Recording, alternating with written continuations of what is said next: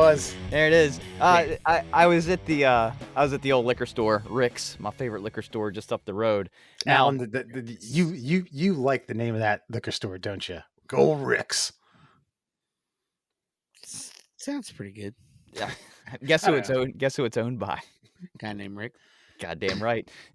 Guy named Rick owns it, has a double wide trailer in the back. He drives a Corvette. He owns the Old South Smokehouse because, it's Cecil County. You can still get away with a name like Old South Smokehouse as a new establishment. Didn't run that by anybody, just kind of just made it himself. And he pretty much owns what do you think, like 2 to 3 blocks of of intersection? Yeah.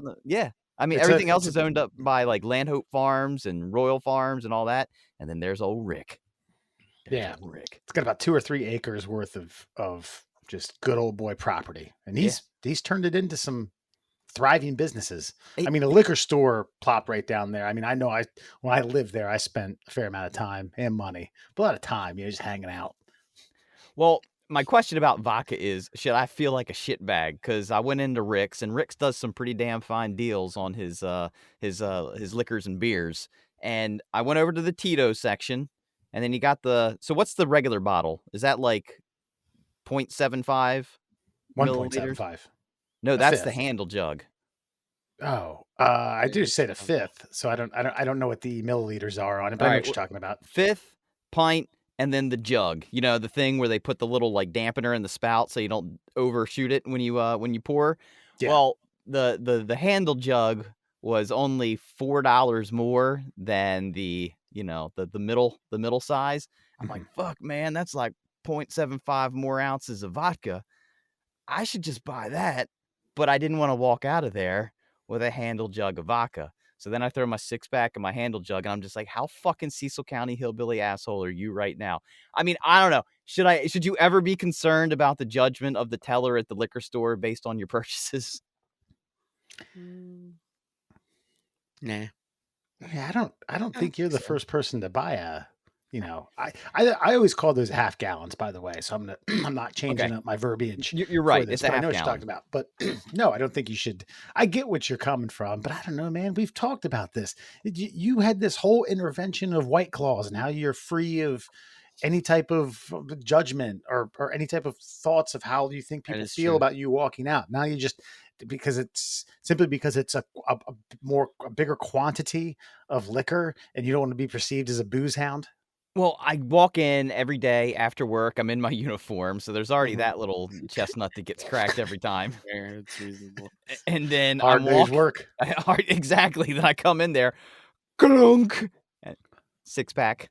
So I don't know. I just at some point though, our bartenders are responsible for their patrons over drinking, right? So is there ever a time where like the owner of a liquor store has to be like, listen, you're here 3 times a week. You just bought a half a gallon of vodka 2 days ago and you're in again. We're gonna have to cut you off. We're just gonna have to not do this transaction. I mean, not unless they're fucking like good people and they're like, hey man, I love you, buddy. I appreciate your business. I want you to stay alive and keep buying more stuff from me. This is going the opposite of that direction. You know what I mean? Like, yeah. But other than that, no. Just get you drunk. As a matter of fact, get your capitalism, baby. Stop doing direct deposit, cash your checks there, all right, and get some scratch offs. That's fair. Before you buy, after you get the fucking booze. That's a good point. All right, good. I'm not buying backwoods cigars to break up in the parking lot. I'm not getting lottery scratchers, $25 a pop. Does it have a deli? Like a sandwich? No. That is one thing. That's what the Old South Smokehouse is for next door, buddy boy. Oh. Okay. Well, then you're fucking gravy. All right. Done. You don't even need to leave. There are racetracks. I think there's electronic. Yeah, of course. The Keno horse racing. Yeah. Oh, that was my whip for a while. I used to sit in Royal Farms during my lunch break and bet the ponies. Number 6, man. I'm telling you right now. Bet the virtual ponies. Goddamn right, man. Nothing more exciting than getting fucking fat on Royal Farms fried chicken and fattening your wallet with a few nicely placed bets in the middle of the day in uniform. Yeah. No, but I think at the end of the day, you made a sound economic decision. You understood, you weighed your options literally, you had them in hand and we're like, oh, this one's a lot more, and bang for my buck, you know. Yeah. Now, whether or not it's free of judgment from the teller, and obviously at Rick's, more often than not, the teller is going to be owner or ownership. You know, it's not a whole lot of like teenagers behind the counter just trying to earn minimum wage or anything like that, but free of judgment from them. Now, when you get home, it might be a different story. Now, I I don't already know how. explained it. I already explained it to Maria. I said, listen, this bottle, which wasn't empty yet, this bottle was $25. This jug was 30. Don't judge me. I'm just saving us money. That's all I'm doing. But as far as the judgment goes, the Indian guy who runs the register and stocks the shelves is like, "Oh, we're not buying beer anymore." I was like, yeah. So he knows my purchase habits, and he's aware that I've switched something up here. And so I just, I don't know. I just don't want them to think I've fallen. Maybe I need to have a conversation with them, which I'm sure he's looking forward to. You don't have to have a conversation with them at all. Yeah, it's like all liquor store tellers have minors in psychology. They have. I would almost say it's like they should. It's like your pharmacist, right? Like you only ask them like the essential stuff. Like, hey, can I mix this with this? And they're like, nah, dog, don't do that. And you go up to like, fucking your local Indian liquor store guy, and you're like, hey, man, got any flavored gins? And he's like, oh yeah, I got a couple back here, man. What you need? You know what I mean? Like just very specific stuff. You don't build a relationship. There isn't this fucking like, I mean, maybe. I don't think you're in there that much though. That's wino shit. That's in there I'm 3 twice times a a week. day type shit. You know what I mean? Okay. All right. Yeah, I'm twice a week. I'm twice a week. A guy who like went to high school with like an uncle of yours, but sleeps on benches from time to time in your local town. That's the kind of guy that has the relationship with the liquor store man, not you.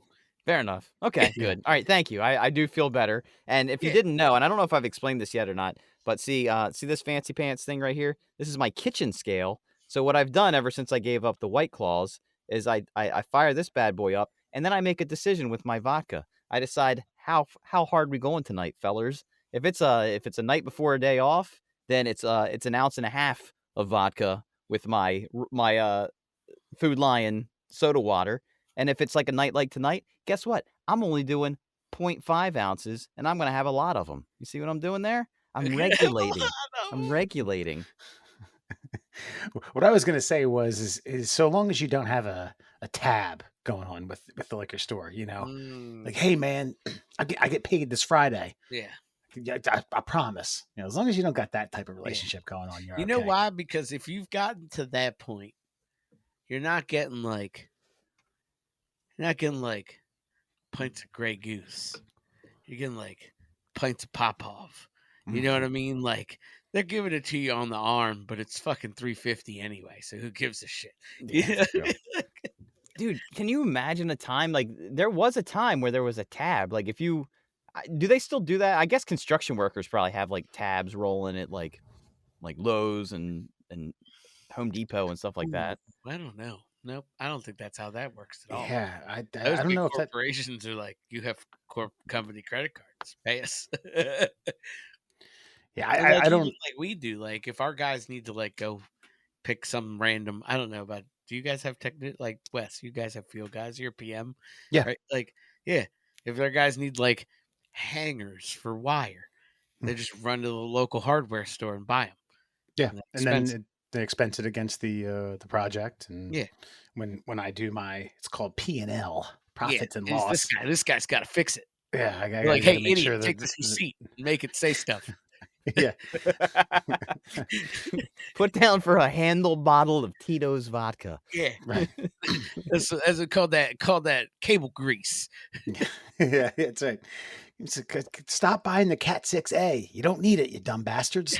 Yeah, no, I don't know. I mean, listen, I'm sure somewhere in the backwoods of America, there's a liquor store that does do tabs for situations like that. People who are frequent. I was going to say frequent flyers, like frequenters who have rewards points at Rick's in Arkansas. But I'm sure that they do every now and then. They'll be like, yeah, I mean, you need a half pint. Go ahead, that's fine. it has changed ownership now, but there's a classy joint in downtown Arbutus, Maryland, that will give you a pint of something, maybe two, on the fucking arm. Yeah, Yeah. yeah. You knew multiple people run through there. Hey, buddy. That's wild. Does Come it on, real quick. Does it still do it? I don't know. I don't. Probably not. It I has mean, changed Say ownership Arbutus is hands. like 5 minutes down the road from me. I might. Yeah, it has changed ownership hands. I know, but in this era, like, there really is no point. There was a time, like you were saying, like, look, man, I don't get paid till Friday. I'm out of cash. Can I just and see? Yeah, just put it on my tab. All right, cool. Like, and then you would go in there, and yeah, you'd probably cash your check at the counter and be like, Mhm. all right, settle up the tab, right? Yep, man, go ahead. How much is on there? Oh, $14.50. Man, I gotta slow down. And this is like 1985. Yeah, because that's Simpler like time. 5 pints of pop off at that point. That's a lot.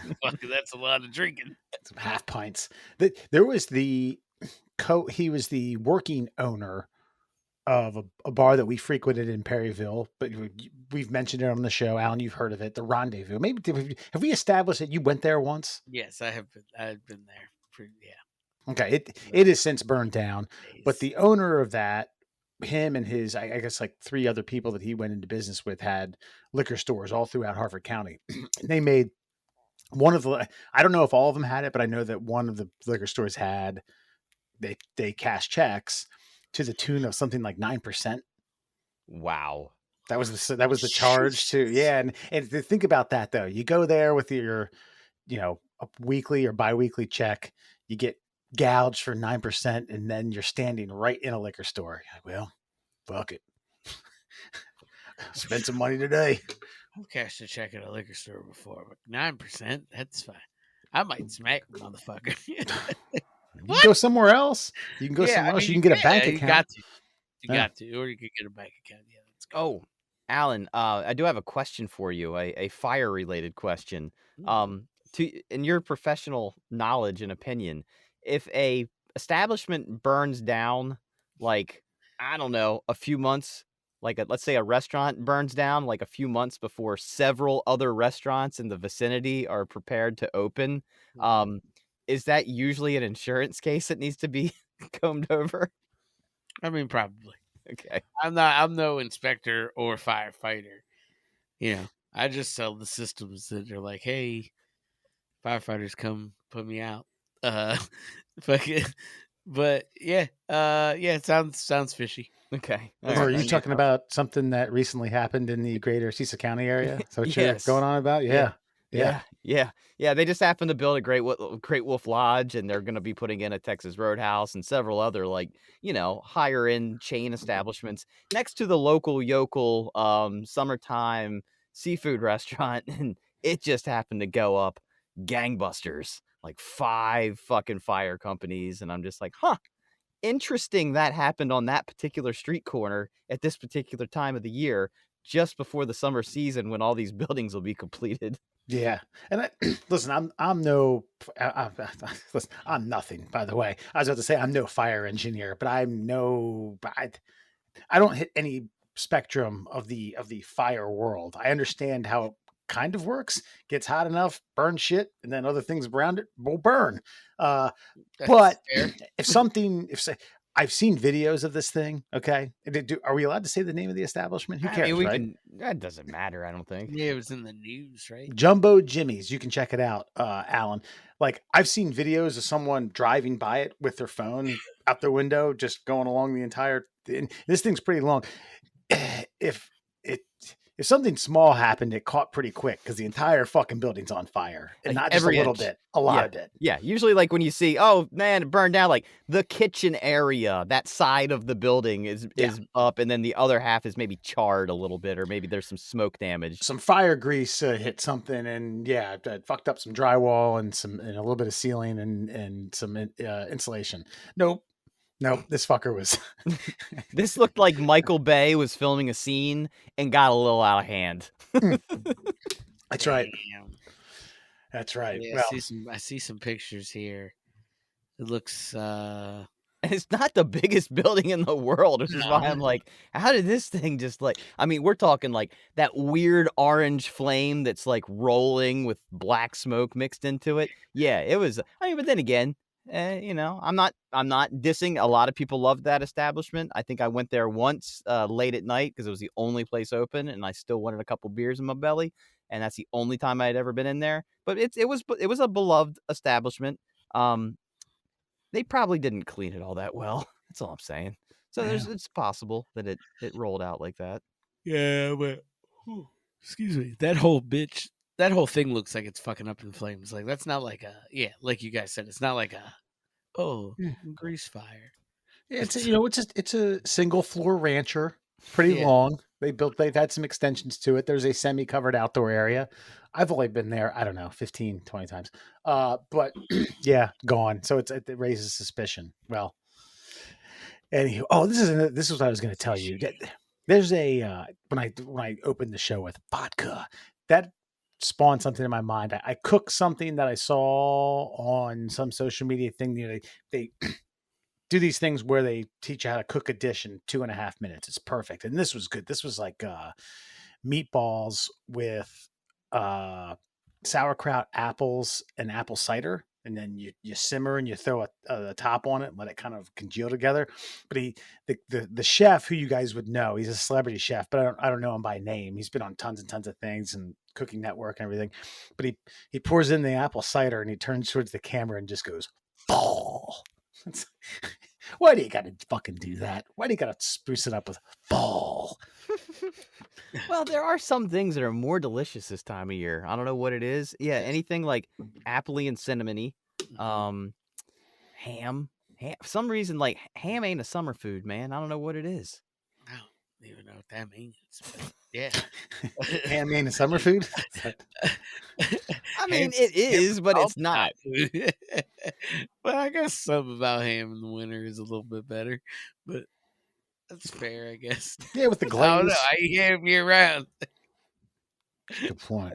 Ham sandwich after a good run in the summer. I'm with you though on the general thought, like apples, apple cinnamon, pumpkin stuff, sweet potato stuff.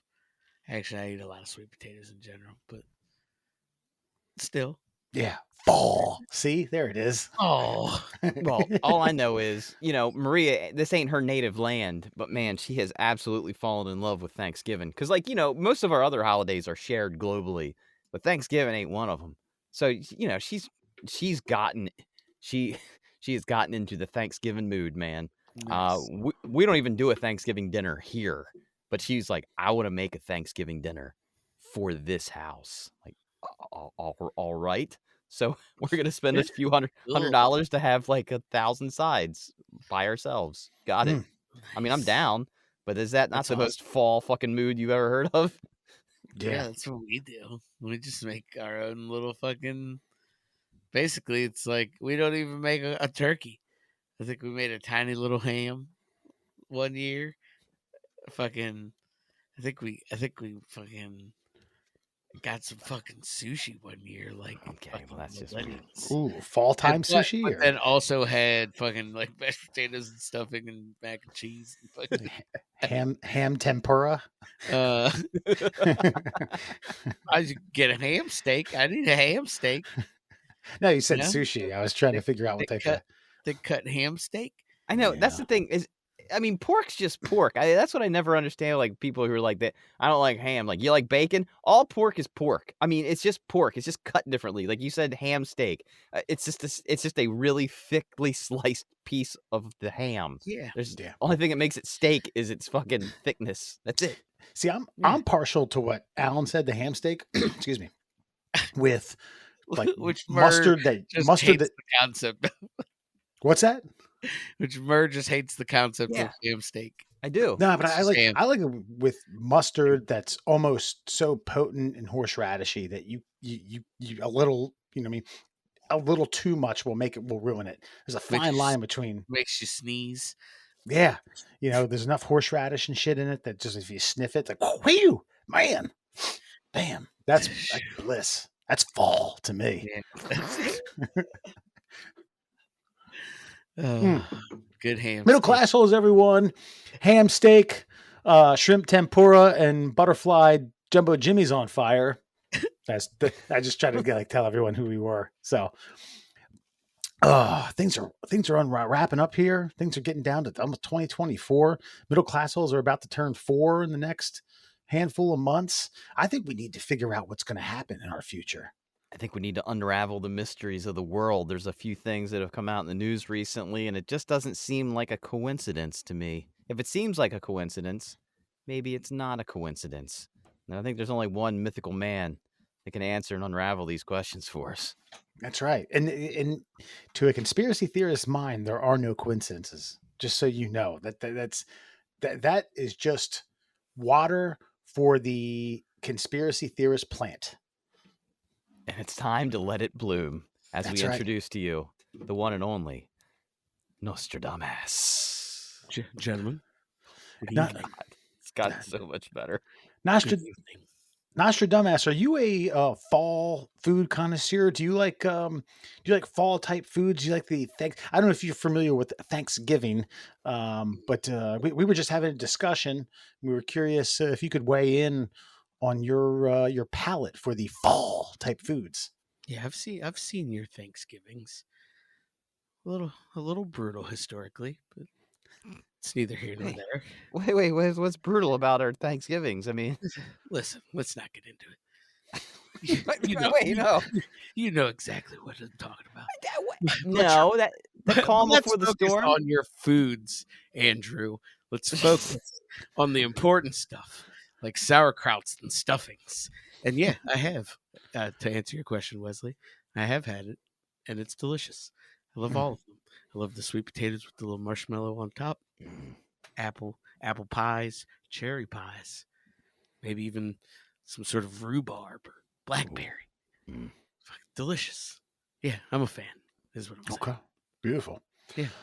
Well, let's hit him up with something that's more pop culture meets the realm of news. Okay. And then see what Nostradamus has for us. Well, Nostradamus, I'm not sure. Are you aware of the sport of American football? I've heard of it.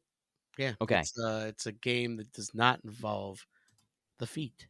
No, not particularly. I mean, there are some aspects of the game that are footy, but however, yeah, primarily the game is not played that way. Well, one of its biggest stars is now dating one of the pop world's biggest musical sensations. It's kind of a match made in what we call network television, just heaven for everyone around. Now the thing is, the team that the football star plays for, their quarterback has a wife who's a little boisterous and has been known for her maybe her cuntiness on and off camera, a little shrill, a little obnoxious, and apparently some tweets about the pop star made by this particular quarterback's wife from 10 years ago have resurfaced, and the Swifties are none too happy about it. How do you see this working its way through the fabric of the American culture? What are the implications?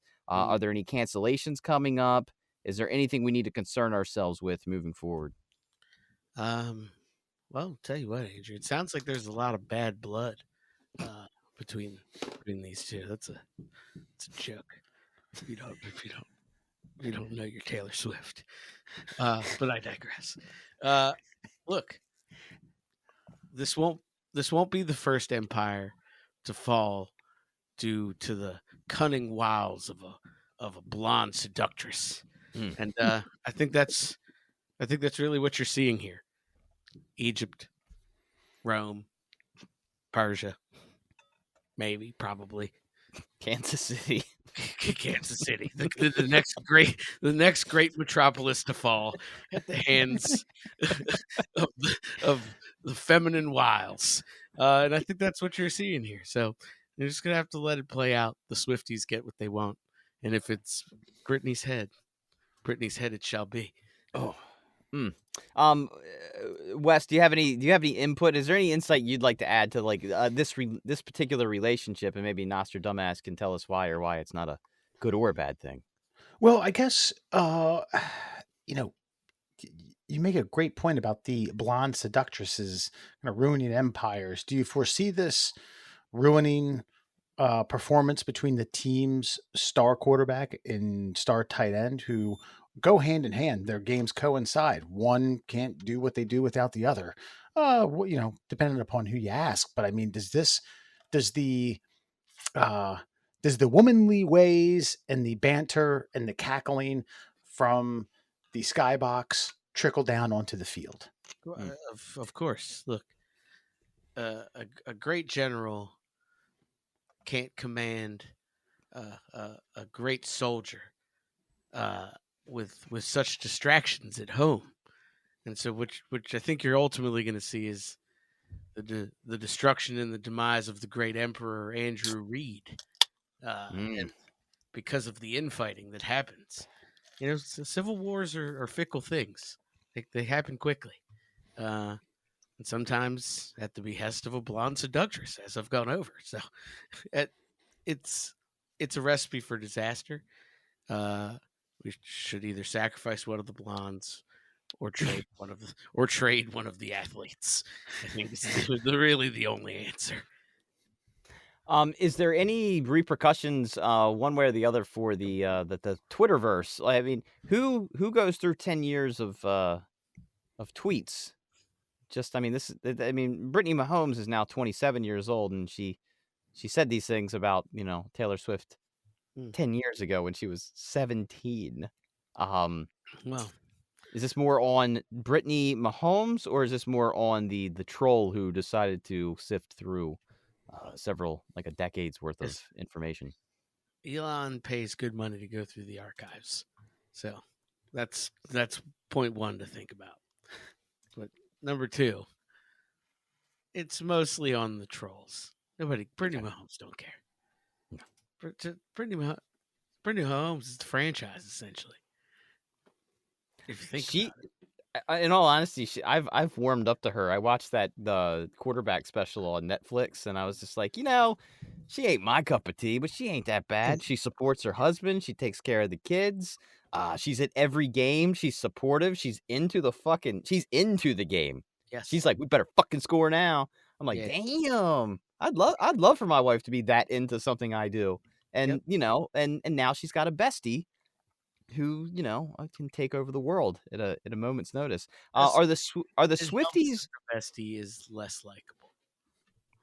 Well, I do want to know, like, are the Swifties about to learn their role in their ways of the world? Because it seems as though they have a mind virus where they're overly protective of their deity, and I'm wondering if now that their deity is not going to shirk off this new threat because it's nonsense and stupid, are they then going to question their own lives and everything that they've meant up to this point? I think you've already seen it. Like, they thought they could just change the NFL, and they couldn't really. It kind of stopped. The buck stopped at the NFL, right? Like, they let Taylor into the suite, but she ain't down on the field calling plays. You know what I mean? Like, that's basically what the ladies were expecting. And they didn't get that. So I think the Swifties have learned a quick lesson. They might learn another quick lesson that Travis can go bye-bye soon. Ooh. He's been doing this for like a decade. So who wins the 2023 season? The Swifties, the Mahomeses, the Chiefs, the Reeds, the Super Bowl? It's definitely not the Reeds. That's for sure. That guy's, I love him, but he could take a major loss anytime now. If you catch my drift. A little too much ham steak on toast. Kansas City toast. Which, don't blame him. Listen, he's in the right town for his physique. Are you, Wesley? Are you asking me a Super Bowl prediction? Well, maybe if it just so happens that the Super Bowl it is foreseeable. But is there a demise? Is there something that just comes about from this, or is this much to do about nothing, and then it'll just pan out, come February of next year? Look, this goes one of two ways. I think. I personally think it results in the demise of an empire, as I mentioned to you. Andy Reid potentially dies in a hot tub, glass of wine in his hand, ham steak sandwich in the other. You know what I mean? The Patrick tub full of Mahomes. Swifties. Patrick Mahomes falls down the steps of his brand new $1 million home, career-ending knee injury, and Travis Kelce becomes Taylor Swift's handmaiden. I mean, it's basically what he is now, I think. Yeah, pretty much. Yeah. And this all happens before the new year. Yep, before actually, it's crazy. It's a lot of shit getting ready to happen. So buckle up, folks. Buckle up, guys. Good thing, Murr. If you have any bets to lay down, we could get to the bottom of this. All right, we good on Swifties and Shifties. Okay, Nostradumbass, I have a story for you. This comes out of it's Philadelphia, bound for Miami, and then somewhere in between there. It was a federal mint truck carrying roughly 2 million dimes. It was reportedly estimated at $750,000, but later reports said that it was more about $240,000. Well, guess what? You probably already know this. It was stolen. Who in the hell? Who in the hell says, "Yep, we're going to steal millions upon millions of dimes"? I mean, off the top of my head, only like a handful of people. Vin Diesel. Up there, the rapper Ludacris, which strangely enough, Fast and Furious connection. Yeah. Fucking probably Frostburg students. Frostburg students, like a group of a disgruntled band of students of the College of Frostburg from. Have you guys heard of it before? It's a small college in Western Maryland. Yeah, we've heard of it on the East Coast of the United States. You guys familiar with that place? I know Wesley is. Yeah, that's right. I actually I studied there for 3 years. I studied something fascinating. So you understand why someone would want a truckload of dimes? Yeah, the desire is certainly there, and but it's something. It's like I get it absolutely. Michael Keaton probably up there. You did mention Fast and the Furious, and if I'm not mistaken, I think that's how Paul Walker died. He was actually on a heist on his way to a Coinstar, and in that supercar that he was driving, just threw the weight distribution off. Dunsky. I heard that. Yeah. Toyota Supras don't handle bags of dimes well. No, they don't. It's bad for the suspension. It's bad for the low profile tires. Now, not sure if you're familiar with the entire article. So it turns out that a lot of these dimes were turned into cash at coin machines in Maryland. Okay. And earlier on the show, not sure if you're a fan, but myself, Murr, and someone who looks a lot like you, he's a co-host of ours, were discussing just kind of weighing out economics, in front, making decisions based upon economics that we know. But I guess that, it's all profit anyway, but why would you go to a Coinstar and piss away, was it 10 cents on the dollar? Well, you can go to a bank. A bank does have a similar machine, and they don't charge like your local bank doesn't charge that for that because they don't want to roll them anymore. So they're like, "Fuck you, dump it in the machine." And I'll tell you, it's because banks still probably make you roll them like the old days. Yeah, that's how they get you. They're like, we won't charge you, but don't you bring your sack of fucking nickels up here, dickbag. you roll them shits. Do you have any theories though on like why go to such lengths for dimes, quarters, 50-cent pieces, those golden dollar coins that nobody uses? That I get. That's a high monetary value. But what said, when you break down the math, it only comes out to $200,000, and if it's a 2-man heist, I don't know if like federal bang you in the ass prison is worth $100,000 one-time deal. No, I'd agree with you. I'm gonna assume it's bad intel. Mm. This sounds like a rookie job. You know what I mean? A couple guys have gotten pinched before, like stealing a car. Did a couple months, came back out. We're like, you know what? We could probably lift some dimes. But they Yeah. weren't dimes. They were like fucking 50-cent pieces, like you said. They're like, oh, could you imagine? Fucking 12 tons, 50-cent pieces. It's got to be fucking $1 million. Fucking, nope, got dimes. Didn't know what to do with them.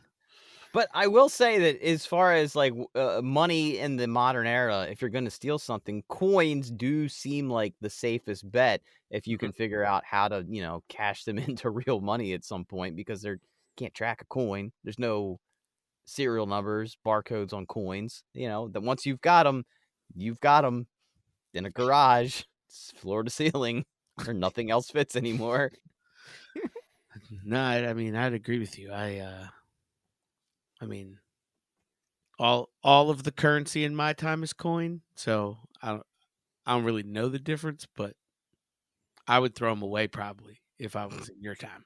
I'd probably just be like, "Fuck this coin." Certain denominations, that's true. Dime makes the cut. Nickels and pennies, nah, they're garbage coins. Why That not makes go to a fountain and make wish? If you have millions of fucking wishes, one of them's bound to come true. Good point. That's reasonable. So check this out. The same robbery was part of a spree where they also netted frozen crab legs, shrimp, meat, Ooh. beer, and liquor. Does any of that reign supreme, or do the hundreds and thousands or millions of dimes still, is that the cash cow of the robbery spree? No, the dimes was definitely the fuck up, honestly. The dimes was probably supposed to be like, I don't know, cupcakes or fucking cornbread or something. I don't know. With all that stuff.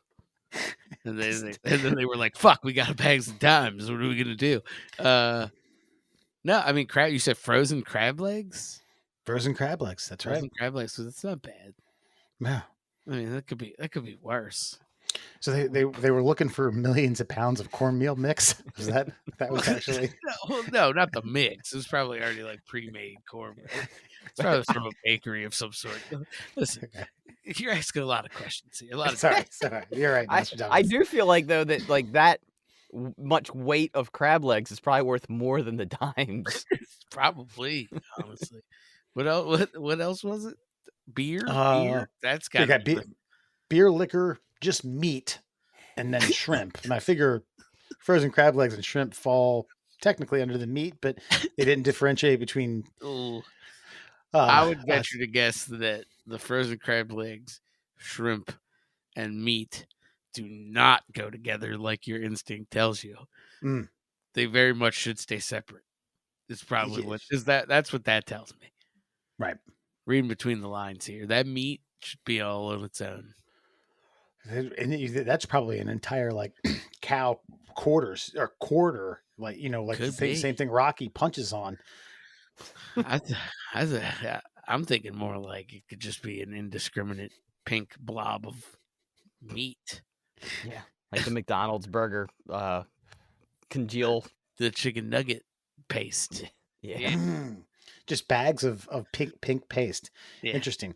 So, Nostradumbass, in your futuristic, I don't even know if it's opinion or just what you know. We deemed you to be a fortune teller. So the 4 Philadelphia men who are up for who were arrested face conspiracy, robbery, theft of government money, and other charges. How do you see this playing out for the culprits? I believe our colleague Andrew said it best. Federal bang me in the ass prison is probably in the future for those. Why, gentlemen? Dimes? Why? Quarters? 50-cent piece? Even they still have fucking Sacagaweas? Not even that would be okay. Susan B. Anthony's? Yeah. Anything. Gotcha. All right. And finally, Nostradumbass, one final question, and this one I feel like really needs some unraveling here, because this is a pretty high charge made by the United States women's national team, quote unquote, legend Megan Rapinoe. She was playing her last professional match of her professional career on Saturday when she had what was described as, quote, the worst possible outcome, suffering what is believed to be a ruptured Achilles just 6 minutes into the match. And she said, "This is proof that God does not exist." If this is, in fact, gospel, pardon the pun, that God does not exist, because why would he exist if Megan Rapinoe of the world is not allowed to have access to her Achilles tendon? What does that mean in the grand scheme of all theology that's existed throughout the entirety of the human realm? I mean, why did God choose this moment to reveal himself in Megan Rapinoe's I leg? feel like it could mean they were truly insignificant. You know, we're all just dust in the wind, as the poets from the band Kansas proclaimed. And it's really heavy stuff once you get down to it. But is there not a contradiction in maybe the Aaron Rodgers situation? Is the miraculous healing that this man has gone through to possibly have him playing in another 2 weeks' time proof that maybe God does exist in a form of a human being that maybe is cut from a finer cloth? No, that's just DMT. Okay, fair enough. Yeah, that's just good drugs. I could tell you about that kind of stuff. We could pretty much anything. I bet you can, Nostradumbass. I bet you can. Well, gentlemen, is that all for this evening? Yeah. Hey, Nostradamus, are you going to indulge in a couple weeks or a week time at the Thanksgiving? Or are you going to stick to the old classic cornbread and whatever else, the lamb shank? Cornbread and dimes. Yep. Mm-hmm. Gotcha. Nope. I'm gonna get down. Dime bags. I'm gonna put. Hold on. In your era, did you celebrate anything as significant as the eradication of a peoples and just the celebratory nature of conquering their lands? Yeah, I mean, we just kind of eradicate peoples all the time around here, honestly, left and right, Asia, Africa, further Europe. We're into conquering lands in these parts. So, yes, I do know. And typically we feast on their foods, not ours. Because that's how it works. So that's what we'll be doing. We'll be feasting on traditional stuff like stovetop stuffing, and canned cranberry sauce. You guys ever had it out of a can? It's delicious. Oh my God, it's better than what you could possibly rip out of a bog. I know that. Yeah. Don't get the bog stuff. That's terrible. Who wants bog berries? That's crazy. Nostradamus, if you guys want any, for a newly conquered land, if you want any tunes, I'll ship you a boombox and a fresh Taylor Swift CD to jam out to while you're indulging in local cuisine, not local to you. Yeah, please do. But please make sure it's the version that her old manager gets the proceeds of, not the one that she gets the proceeds off of. I do not support. Fair enough. Thank you, Nostradamus. Yeah, she re-recorded all of her old music because she couldn't get the masters back. So she did what Prince did. She went back in the studio, redid all the songs so that she could have the masters to those songs, and now she is selling those masters to all the companies. Damn. I mean, good for her. That's a pain in the ass, and people shouldn't have to do that, but yeah, that's why if you look at any song, like if you go to Apple Music and you see like any of the songs, it'll say Taylor's version on it. And that's because she sold those rights to Apple, and Apple was cool enough to be like, yeah, we'll take these rights and not the rights of the money grubbing moocher that like stole half your livelihood when you were a teenager. So that's cool. It's hilarious. Well, we got our futures told, at least in part, I think. So let's make ourselves smarter. Let's bump up an IQ point or two if you do that to us. A lot of based upon your guys, for what I hear. It's not really a whole lot of like revealing information. Yeah. So let's see what amazing facts Tearaway had for us this past week. All right, let's get to it. Your mental floss. Amazing facts brought to you by our brand new friend, Cuckster for Life. Find him over on Instagram, the Cuckster. He's just a man with a wife who doesn't particularly like having sex with him anymore. But there is still romance in that life. And if you'd like to know about it, find Cuckster, the number 4, Life on Instagram. Let's get to it. 5 fun facts for you fuckers on a Friday. Did you know, though the date has changed a couple of times throughout the 20th century, Veterans Day falls on November 11th of each year. The date was chosen to coincide with the anniversary of the armistice with Germany in World War I, which occurred at the 11th hour of the 11th day of the 11th month. 11, 11, 11. Make a wish. I wish for no war. The armistice, huh? Yeah. Yeah. I feel like someone may have said that. When I was working at the my previous employer, when they were doing something big for Veterans Day, I feel like someone kind of dropped some knowledge on the crowd, because a lot of employees were former vets and not animal doctors, but actual, served in the United States military. And that, I can't say that I know that, but I feel like that got told to me at one point in the last 10 years. So much like a lot of these fun facts, I don't remember them all. And Well, this yeah, one, probably, have you guys heard? So, like, you can hear the audio, or suppose. Yeah, there's a speech. Yeah. Like, I'm not sure who gave the speech, but it was just like, on the 11th hour of the 11th day, on the 11th month, That's basically how it goes. we celebrate these veterans who laid down their lives in the name of peace. And then he falls asleep. But no, He's you can bored hear, of the memory. like, yeah, there's audio recording of, like, it's like called, like, when the guns fell silent, and it's the end of fucking the war, basically, on audio. But it was 1918, so, like, they weren't, like, videotaping that shit. You know what I mean?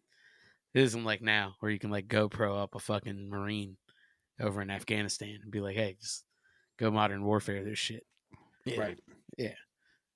So it's You interesting. see, I would like to see like a Spielberg-esque World War One movie.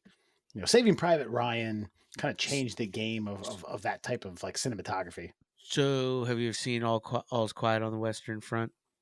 I have Old not in movie. quite some time. It's old. Well, It's like the 40s or 30s, right? very old. Yes, but they redid it like this year, last year. And I'm like an hour into it. It is like almost 3 hours long. Keep that in mind. But I'm like an hour into it, and so far it's really fucking good. Like, it's totally redone and reshot. I'm pretty sure they're in German too, so you might have to deal with that. I deal with subtitles. That's fine. Yeah. Wasn't there like a one-shot movie, like 1917 or something like that? When there a Oh yeah, that is. I haven't seen that though. And the thing that with that is it's a one-shot movie. Like Yeah. everything's done like almost POV style, and Single like camera. yeah, all the way through. Each scene is just that. So you're following. It's almost like real time. You're following that moment in that person's like life in the war that day. Fucking wild. But yeah, no, I haven't seen that either. But yeah, but the other thing that people don't realize too is like World War I marks the end of quote unquote primitive warfare. Like World War II and forward is all considered modern warfare. Motorized warfare. Yeah. There was some aerial stuff going on in World War One, but I mean some. I mean a very right. Shit. Yeah, it's like guys in biplanes like holding like bottles of nitroglycerin, like holding grenades and dropping them and shit. Yeah, like we're gonna Molotov cocktail you from 5,000 feet. Look out below. Yeah. This is actually, and I meant to say, there's a really good Ali G skit from like the first or second season. This is like 02 or 03, where he's talking to a veterinarian on a farm. He's like, all right, but it's like, but he also happens to be a vet, a war vet. It's like, all right, check it. So when you was in Vietnam, how many animals did you take care of? He's like, wait, what? What are you talking about? He's like, you're a vet, right? He said you was in Vietnam. Fucking asshole. He's so funny. Oh shit. Speaking of fall, we've got a lot of turkey talk coming up. So, did you know the turkey is an American bird? So why does it share its name with a country on the other side of the world? Laziness, mostly. Turkish traders had been importing African guinea fowl to Europe for some time when North American explorers started shopping Melgaris galararapo, basically that bird. They were bringing it back to the old world. The American birds looked kind of like the African turkey cocks, so Europeans called them turkeys. Eventually, the word turkey came to describe the Mgabalavalakalo exclusively. What did they call it before the turkey? They didn't have a name for it yet? Whatever that word I can't pronounce. That was it. Okay, I remember. I thought that was what the bird that was being traded for. Okay. I mean, yeah. Listen, I get it. I'm world class lazy, and if you give me Megalopolis or whatever the fuck you just said, and it's like turkey all day. Also a Greek soccer player. Yeah, yeah. We call him Mike. All right. But did not know that. That's interesting. That's interesting. Laziness mostly. When you said that, I was like, "Ooh, I gotta hear this." Well, and then also like the hubris of the rest of the world to name a country. I now wonder what the Turks call their own country, because even here, even now in the modern era, we still call it Germany. But if you go to Germany, they call it Deutschland. Deutschland, yeah. Why have we not been like, hey, our bad for like misnaming you all of these like centuries now? Like, I get it. There were the Germanic tribes and all that jazz. But why do we get the right to call them Germans when they don't call themselves that? Like, shouldn't we just be like, oh, yeah, we should update that shit? I guess you could create a paradigm shift. I don't know. I think that's kind of impossible because, like, that's just the nature of language, right? Like, people no, but there's people different things. What are we going to call them? Deutschlanders? Yes. Yes. We call them what they call themselves. Like, I wouldn't. Okay, like, I'm sure there's plenty of slang names for Americans globally. But, like, if I'm over somewhere else, like, oh, where are you from? The United States. Where? The United States of America. What's that? Oh, you mean Tonkatown? Like, what? You know, because you make the trucks. Yeah, we all had them when we were kids. We just call it Tonkatown. You mean McDonaldsville? Yes. I'm familiar with that. Like, so, like, my point is like the people who live there should have the say in what their country's called. And if the Germans call it Deutschland, then it's not really that big of a leap for me to start calling it Deutschland. You know, like, you know, I'd even be willing to compromise. I'll go Turkey Deutsch. Okay, you could just do that. Call it Wiener Sauerkrautville. Ugh, yummy. I'll have some of that with turkey. Ooh.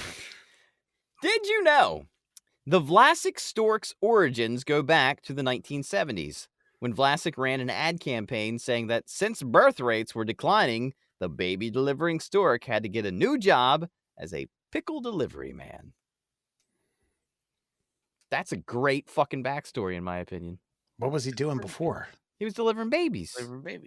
No, you said he had. Oh, because there was a spike in babies. Okay, never mind. Oh, no, you missed the whole thing. There was a decline in birth rates. Right. So that meant that the baby delivering stork guy was like, I'm out of a job. I know what I'll do. I'll sell pickles. Oh, gotcha. Yeah. Okay, gotcha. Okay, now that makes sense. Sorry, I thought he was a pickle salesman that had to go into baby delivery. Baby delivering. I mean, you know, the job descriptions are kind of potato, but pickle salesman. What are your you got some good references here. What's your qualifications? Well, I was a pickle salesman over in Germany. You mean Deutschland? Yeah, Germany. And went to the Cucumber Academy. Went to the Cucumber Academy. And they pickled me well enough to become a pickle salesman. Gosh, I think he had to like break it to his family, like, so Vinny, what you doing these days? Still delivering babies? No, that dried up a little bit. I got laid off. What are you doing? Pickles mostly. Pickles, huh? Oh, that Ugh. definitely went with like a nah, pop. Got into pickling. Yeah. His Yeah, dad just looked down on him. Yeah. He said, you mean to tell me all these people are out there fucking and procreating? Yeah. It's prevalent now. It's So what prevalent. I don't know what's are you happening. making the pickles? Nah. Are you selling the pickles? What are you doing? I'm just telling people about the pickles. I'm modeling. People about the pickles. I'm a model. Okay. Yeah, I go to a convention center. If I can wave a pickle around, I take a bite. Mm-hmm. That's about it. Sometimes I drop them because I don't have hands. Just gonna like clip it between my wing and get it in there, get it in the beak. I don't even really like them. Put it in the fold of my wing. Did you see the controversy about pickles recently? Apparently, the word pickle is not on any of your commercial pickle jars. What do they call it? Turkey? No, No, sorry. they just don't name them. They don't name them at all. And then they Oh. actually asked them, like, are these really pickles? Like, are you actually pickling the cucumbers? And they were like, oh, this is the greatest answer that I wouldn't expect from like a company. They were like, there's limited space on the jars, and we figure everybody knows what the fuck they're buying. They know they're buying pickles. So why the fuck we got to put pickles on the jar? You know what it is. And then it makes me realize that the Vlasic pickle guy is like, he's actually useful. He was telling people what's in the fucking jar. So it's just the brand name. It doesn't Yeah. mention pickles. Okay. Nope. Wow. Yeah, because when I see Clausen, I know what that is. Fucking beauty. You get that crunch. I Damn. just wish I liked pickles, man. They do look appetizing.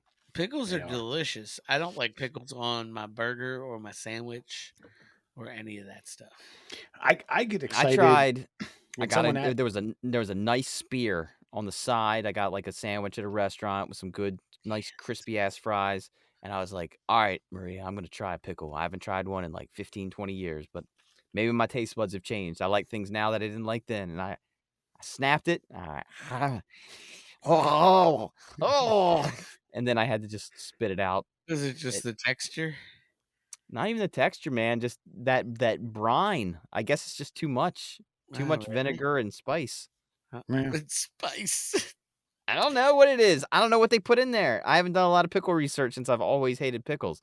I even hate salt and vinegar. Is that all it is? Yeah. Yeah. But see, I love cucumbers. You can do garlic. Sometimes it's like some peppercorns and like some things like that, but nothing really crazy. But see, to me, there's a great pickle. Buying like artisan pickles or some shit. Well, are artisan pickles better than fucking just regular ass out of the bucket? I mean, pickle? so we get these things from this little like farm stand, and they have like garlic and fucking like in the bottom of the container are fucking like garlic cloves and like and peppercorns and stuff. Yeah, so like it just that gives it a little bit more flavor. But I mean, if you're saying regular pickles are spicy, I don't know, bud. I don't know. Spicy isn't the right word. It's just like I don't know what they're putting in there, so I'm just using the word like spices. Like they're putting, it's just none of it. But they're gonna be naturally kind of like salty and vinegary because that's what pickling is. But I know, but I just I want to like them. Yeah. I just can't. I just my taste buds are like fuck these things. Same with mustard. Fair. I can't deal with mustard. I like mustard. I know, and I'd love to like both because I always see like those Chicago style like hot dogs where it's like a hot dog and it's like slit down the middle with like a pickle spear in the middle of it and all this like beautiful brown mustard on top. I'm like onions. I'm like, man, I wish I could love that, but it doesn't love me. Is it just that it's like what is it like that you don't? Is it like too sour? Is it too salty? Does it hurt your tongue? No, it doesn't hurt my tongue. I think it's just it's every flavor that my body doesn't like. Like just not even like that I've been trained to not like it or I'm being a picky eater and don't like it. It's just it is a disagreeable flavor that causes the gag reflex to kick in. Mayonnaise does it to me too. If I can deal with like a slight smear of mayonnaise if it's on the sandwich. I can just cope with it. But if I get a glob of mayonnaise in my mouth, I'm about to puke thinking about it. It's just that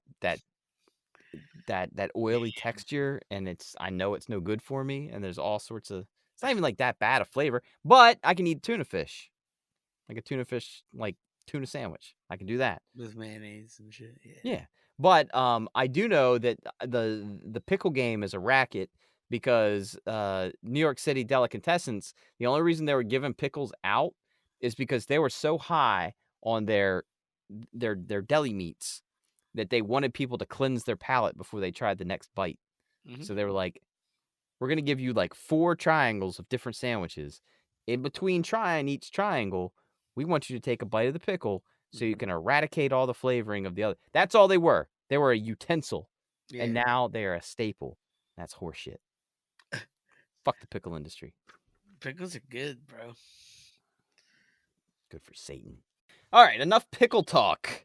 Did you know, though it's weird to think of a time before chocolate chip cookies, they were, in fact, invented by Ruth Graves Wakefield in the 1930s, which means that when Leonardo DiCaprio's Howard Hughes orders 10 chocolate chip cookies, medium chips, not too close to the outside, in a scene in Martin Scorsese's The Aviator, which is set in 1928, he's going to have to wait a little while.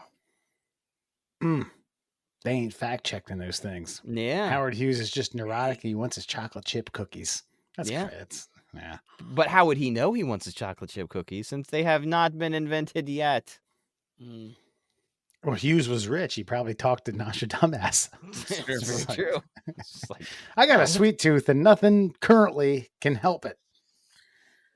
Nostradumbass only rolls in the highest of circles. Right. Yeah. See, Howard, you don't have a sweet tooth. You have syphilis. It's your brain telling you want chocolate.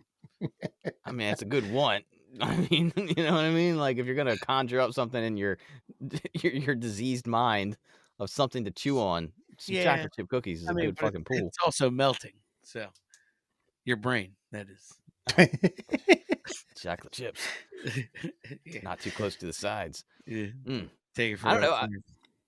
I just wonder, like, we've got Thanksgiving coming up. Like, could you imagine a time before all of these treats had been concocted, like some sort of like, I don't know, alchemist putting together all of these ingredients, knowing that they're going to be delightful and delicious on the other side.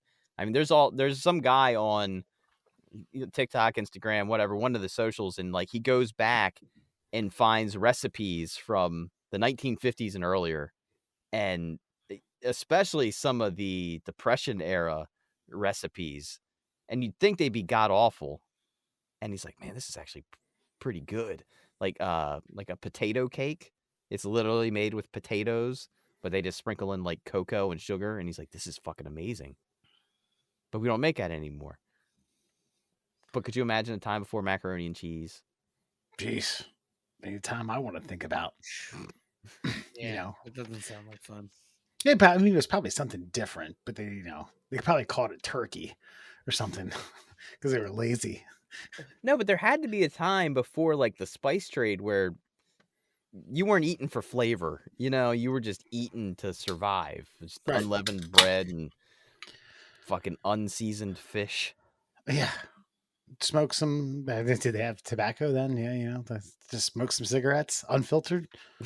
Move on. Yeah. Get some milk straight from the cow's teat, unfiltered.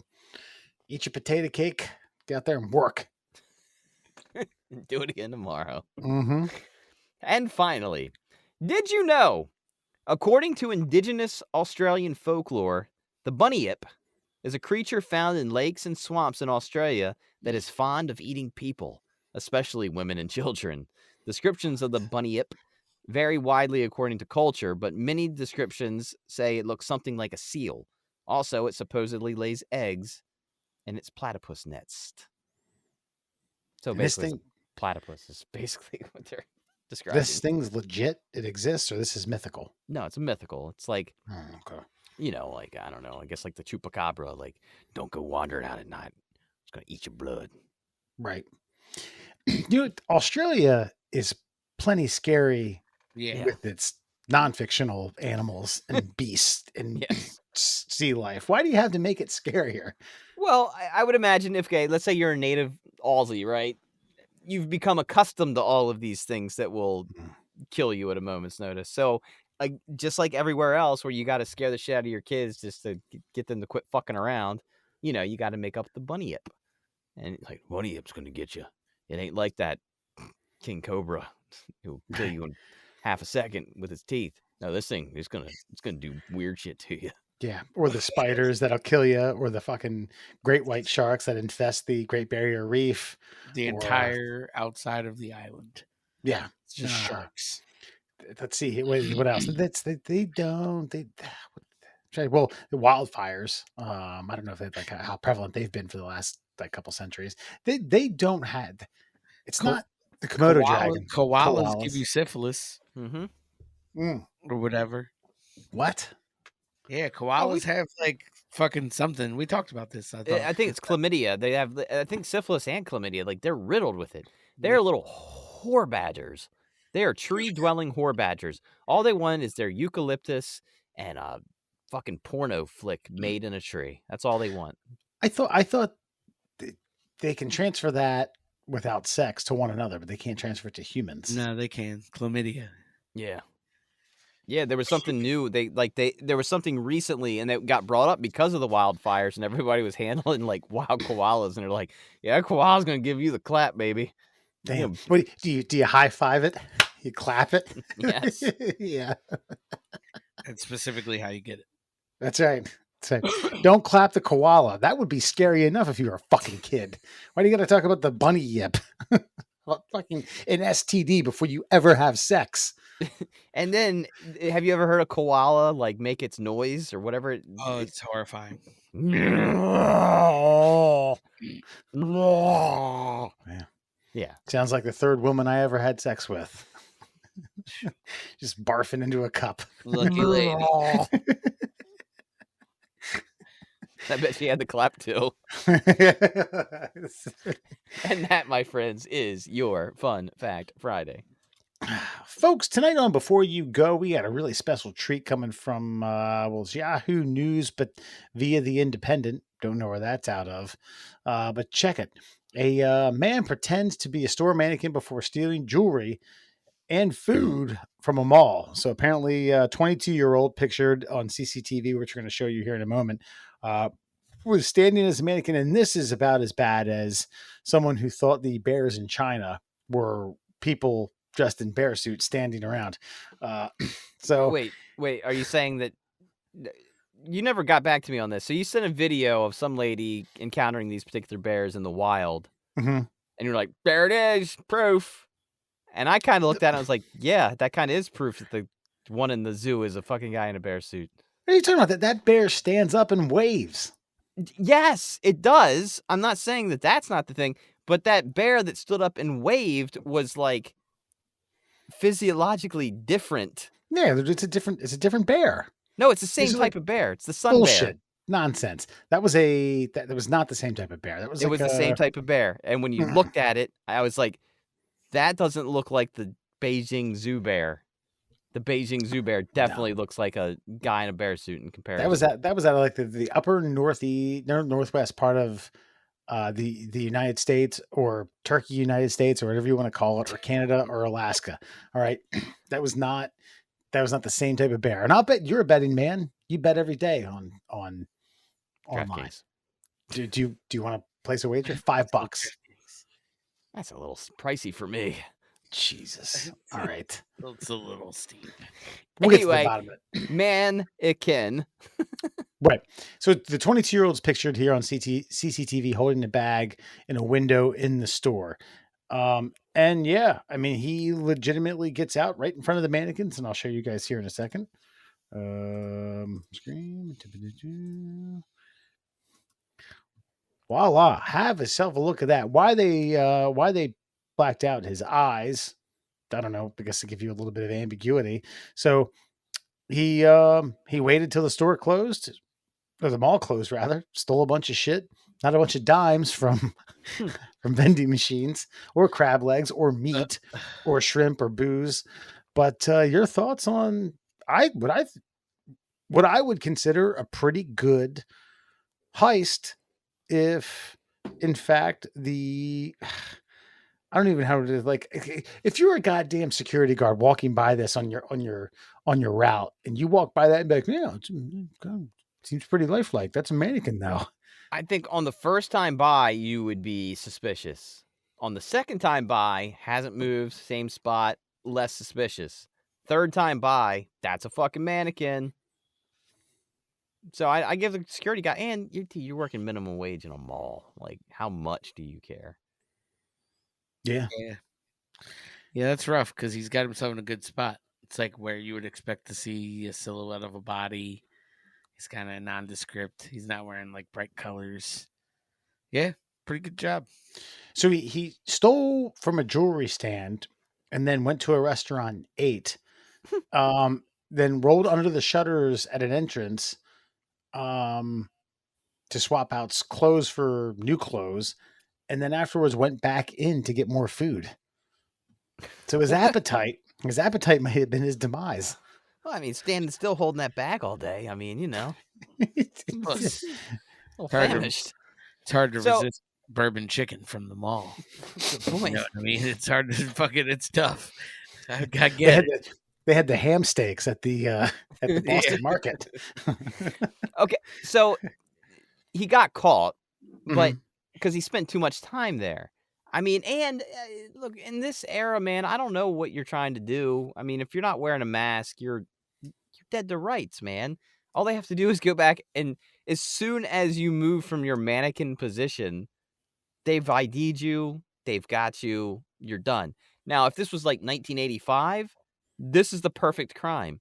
He could have gone to the food court. He could have stayed there till morning. He could have gotten done, waited till they opened, got back in the window, and done it for like a week straight, and just been laughing at everyone around him, like counting their drawers, like, it was all here yesterday. I don't know what happened. But he got greedy. What if he tried to like walk like a mannequin? You know, just like all robotic, like the movie Mannequin. That's right. Actually, this prick, he could face up to 10 years, and apparently he's been in custody for 3 months. I gotta suspect that this is one of those things where they're just gonna let this drag out. You know, he's gonna be there for like 8 months. He's gonna face a judge. He's gonna be like, "You good?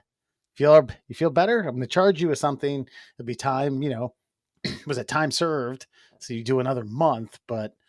You're gonna stop being a fucking mannequin and eating, what'd you say, all the bourbon and orange chicken from the from the Hunan house, or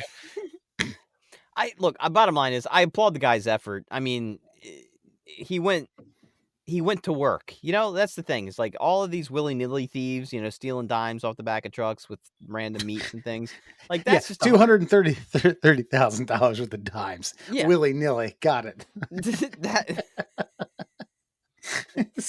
But to me, that's you classify that as. But that's not a well thought out heist. I mean, did they know the dimes were there when they were stealing it, or they were just like, "Holy shit, this is a lot of dimes. I bet this is a lot of money." Like, did they know that's what was on the truck? Because I don't think if you, me, and Alan sat down and said, "Listen, we need a get rich quick scheme. There's a Dunbar truck. It's filled to the gills with pennies and nickels." No, we're not doing that. This guy said, I would like to be seasonably fashionable for this year's Thanksgiving dinner. So I'm going to stand in this window for 8 hours until they finally turn that key. And then I'm going to go take whatever it is that I want. And I applaud that. But it's stupid in the fact that we don't live in that time anymore. You're on camera 24/7. I'm surprised the cops didn't catch him in the middle of it. Like within 30 seconds of setting off a motion detector. Yeah. That's a good point.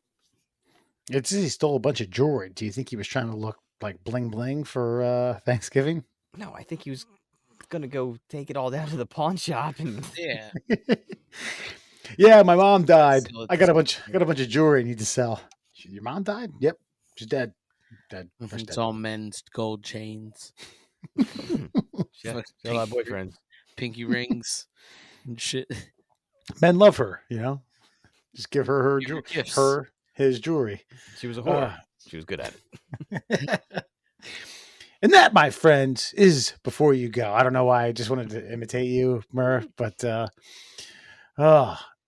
think this would be a good one for Nostradumbass. Anyway, Alan, tell all the ham steak eaters and the half-gallon / 1.75 milliliter alcoholics where you can find the middle class holes. You can find the Middle Class Holes on all your favorite social media platforms. We're at MDL Class Holes on Instagram and Twitter. We're the Middle Class Holes on Facebook and TikTok, and YouTube, and fucking some other shit. What we got? Tumblr. We should have a Reddit. We should have a Reddit channel that probably gets shut down in like a couple days. Don't you have to have traffic to get shut down? Yeah, but we could probably make it offensive enough that we pick up traffic just naturally. Gotcha. It's Reddit. You can fucking talk. It's almost like 4chan. Just kind of talking to the void. Anyway, we don't have a Reddit. Don't look for us there. Fucking. And for your listening pleasures, please check us out on Google Podcasts, Apple Podcasts, and Spotify. We don't do emails anymore. Fuck it. We do. We just don't get them that often. Listener comments this week. We got one of note. This is coming from One for the Road on Facebook. That's where we chatted about just how common drinking and driving was back in the day and where the term One for the Road came from. Our good friend Caleb Thompson, Perryville native, who was he's not a regular listener. He likes the Facebook reels. Likes some comments a fair amount. That's his wheelhouse. So he said, speaking of ashtrays and cars, if you remember when we were kids, they still had some of the old ass planes with ashtrays in the armrest and the ashtrays in the bathroom doors. I know everybody smoked when we were kids, but it still blows me away. I could not imagine being stuck on a plane for 5 full hours with cigarette smoke. And yeah, that would be wild. Right. Remember when we were free, we could drink a little something, smoke a little something on the plane. Well, you know what always concerns me is when I look up, where the fasten seatbelt little thing blings and unblings. Right. There's still the no smoking thing on there. And I would just imagine that if a plane was like made yesterday, it wouldn't have that on there anymore. So I always think like, how old's this plane? Yeah. Yeah, that's reasonable. Yeah. Everyone that I've been on that I can think of has it. All from the 70s. You just replace the engines and some of the like working parts. The shell is okay. Yeah, the planes are pretty simple objects. I mean, at the end of the day, but still, it still kind of concerns me. But then again, I also wonder too, like maybe there's people from. I mean, can you smoke on foreign flights? Like, are there countries where they still don't give a shit, and so they have to remind? Anyone who's from out of country. I mean, I've only flown. Well, I've flown international 3 times, twice to Mexico, and then once over to Europe. As far as I remember, you couldn't smoke. Europe, I was pretty drunk, so I don't really remember a lot of that. But yeah, Mexico it's from the U.S. to Mexico. You couldn't smoke. As a matter of fact, that was like one of the times in mid-COVID where you. When you flew over into Mexico, you had to have your mask on in America, and you had to take it off in Mexico, and then had to. You could. Oh, why? Just because it was different laws. So as soon as you hit international, they didn't care. Yeah, it's Mexico. That's right. Yeah. Okay, smoke it up. Not. So it's like unfiltered. Got Pall Malls for you guys. Pall Malls. Stacy's gonna pass them out. Jesus, it's terrible. Yeah. Well, thank you for your listener comments. We always appreciate them. Apologies to any of you that we didn't make the cut this week. I don't know why. Just didn't feel like copying and pasting onto a Google sheet that I keep each and every week. We're off next week. Enjoy your Friday after Thanksgiving. Eat as much ham steak and pomegranates and what else? Go fight somebody for a fucking vacuum or something. Yeah. And then send us the video. Black Friday is not what it used to be, man. It's just not.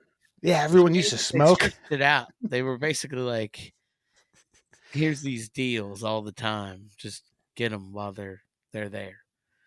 Like they took away kind of like the, the spear, the raw fucking like stab somebody over a fucking Jack LaLanne juicer kind of fucking like, you know what I mean? Like, Yeah. it's the kind of shit you needed to get. It wasn't the TVs at Best Buy that really got you. You know what I mean? They're Dude, like, it was the Furbies or the special tickle me edition Barbie. elbows. Yeah. Yeah, and you would see every year on the local news, like just somebody throwing a fucking haymaker to Yeah. get themselves a fucking Betty Crocker fucking easy bake oven. It's like local man scalped over fucking Power Rangers, fucking Zords, fucking at a local Toys R Us. Fucking Jesus. Local man has Cookie Monster stuffed up his ass because he was trying to take the last Tickle Me Elmo. There's like a good 2 decades where like Christmas was just Florida man, just all over the country. Yeah. Yeah. I remember the best. Okay, so it was before cars came with like video screens and things like that, and you could buy the DVD player that actually like strapped onto the driver's side seat onto the back. And my boss at the time knew where Maria worked and knew that we were going for Black Friday, and so Maria was the one waiting in line to try to and they were going to unveil these things for like fucking like $15 a piece. So Maria's right there up front, and she grabs one, and some lady like reached under her armpits and like tried to steal it out of her hands.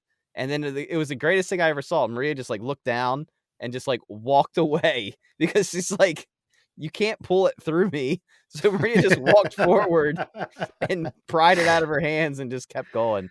It was great. It's fun times. I think it's good times. The good old days. The good old days. And then you go outside into the parking lot, you smoke a couple cigarettes, you go home, Yeah, have some bad coffee, call it a day. Take a nap. Chock full of nuts. Chock full of nuts. Ought to be called chock full of flavor. All right, everyone. Like I said, we're off next week. Not because we don't want to entertain you, but because we're not recording the show on Thanksgiving or the days leading up to Thanksgiving. And that's it. We'll catch you early December. We'll talk about Christ, God knows what, smoking and Christmas. Probably Thanksgiving. That's probably what we'll talk about. All right, everyone. Enjoy your Thanksgiving. From us to yours. Take it easy.